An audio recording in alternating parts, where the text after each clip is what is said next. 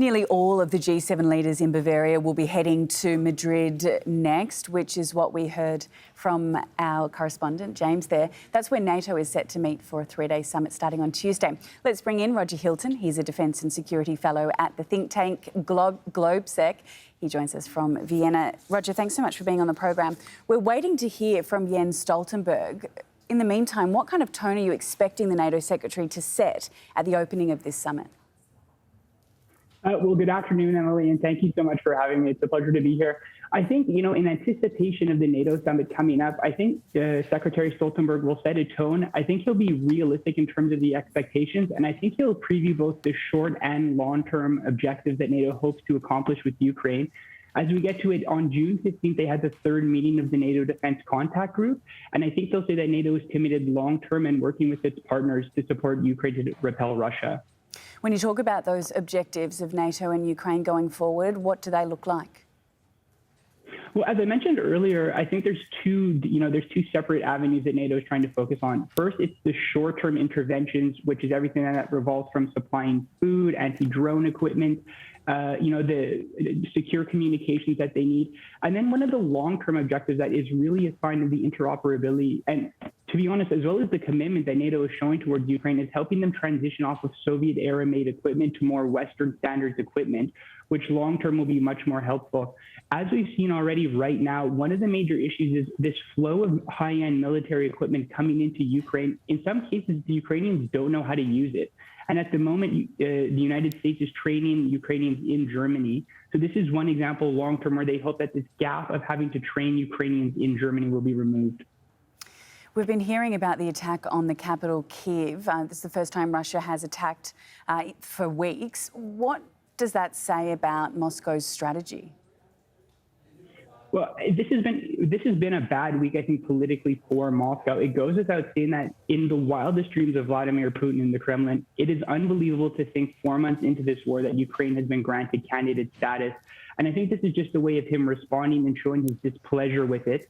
Obviously, as you said, most of the fighting has been concentrating in the south and in the east of the country, but this is just a signaling from Moscow to say that we still can hit you whenever we want. We can still make life very uncomfortable for you, and we will continue to do so until you comply with our objectives in the country. And that leads us to what's happening in the east. To talk us through the implications of the troop withdrawal from Severodonetsk. I like to think, Emily, as we got on air listening to it before, I tend to agree quite a bit that this was sort of a strategic retreat that made a lot of sense. It goes without saying, equipment-wise, the Russians have a 10-to-1 superiority in terms of the artillery, so there's only so much morale can do to trump matter. So I think the way that the Ukrainians are pulling about, it's becoming very costly and substantive for the Russians to take this grinding inch of territory.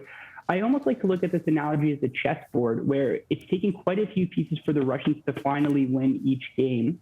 I think moving forward, while they are taking these territories here, the Ukrainians do have other options at their disposal, and we'll see moving forward how they activate them, given that more high-end equipment will be coming in. You spoke a little bit earlier about the training and how important that is for Ukrainian troops. I guess the question now is what happens next? We're heading into a 5th month of war. What are the resources and the supplies like for Ukraine on the ground?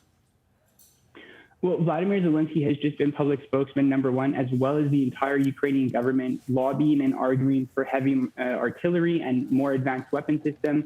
And they've been coming in slowly. I mean, even now, German Panzer howitzers have been arrived. So I think at the moment there needs to be a bit of pause, and it's a question of endurance for the Ukrainians to bide their time until they're able to deploy this equipment and able to use it efficiently. One trend line that I see going on is that while Russia is able to take Ukraine not easily, but they're able to sort of maximize their advantage on the battlefield with conventional weapons, there's definitely an asymmetric line of warfare that's opening up. In the last 3 or 4 weeks, there's been countless examples of Ukrainians poisoning Russian soldiers in occupied towns. There's been a shooting in Kherson. Recently, last week, there was the kamikaze drone inside Russian guideline, inside Russian territory. So I think this is another avenue that will be very difficult for the Russians to engage with, as obviously this is the resistance inside these cities that is causing a lot of havoc. If you're an average Russian soldier in one of these cities, you have to ask yourself if it's actually safe to go out and have a beer or a coffee, or even to go on the streets without the fear of being targeted. So as I said, I think the Ukrainians need to bide their time militarily until they get their new equipment out there, as well as open up this and intensify this asymmetric warfare against the Russian occupiers. And Roger, as we mentioned at the start of the bulletin, part of the G7 agenda is leaders are expected to announce a ban on Russian gold, yet another sanction for Moscow. What impact will that have on the fight on the ground, if anything? Well, I mean, obviously, at the moment, it doesn't seem the economic sanctions have deterred ideologically President Putin and his most inner staff about doing it. But let's just be honest for all of our viewers out there. The Russian economy is in a very bad place right now. Yes, there's been lots of talk of energy revenues coming in and the high prices, but this is not sustainable long term. Even little Lithuania and their decision to sort of block Kaliningrad have now caused another economic heartache. And obviously, they can still continue to escalate the sanctions. They can make it more painful, and they can start to open up a larger dragnet that will question allies like China if they really want to continue to cooperate with Russia economically. Roger, as we mentioned, nearly all of the G7 leaders will head to Madrid next for that NATO summit. There appears to be a consensus among NATO members that while Russia remains a concern number one, the alliance must also continue to widen its view globally. What do you expect to be discussed at that meeting?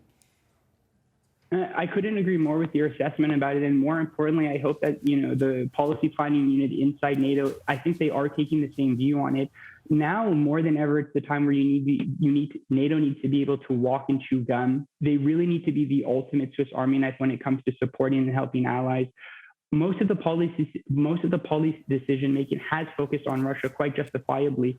But as we see intensified climate security, natural disasters, geoeconomics, China's aggressive posture, there's a litany of other things that the alliance needs to do at the same time. And already something that stood out for me is we've already suffering a little bit from amnesia, where it was just 2 years ago we were engulfed in the pandemic, and NATO played a huge role in terms of their Euro-Atlantic disaster response center, aiding allies on logistics and facilitating the delivery of equipment. So I'm really hopeful that moving forward with the new strategic comment, as already echoed by Jens Stoltenberg, that it won't just be defense and deterrence, which is NATO's bread and butter, but they'll be able to, as I said, handle multiple crises at the same time, which I firmly believe is going to be the distinguishing factor between winners and losers in the international arena in the future. Well, we really appreciate you breaking it all down for us. Thank you very much for your time. Roger Hilton, Defence and Security Fellow at the think tank GlobeSec. And we are waiting to hear from NATO Secretary Jens Stoltenberg shortly. So we'll bring that to you as it comes to hand.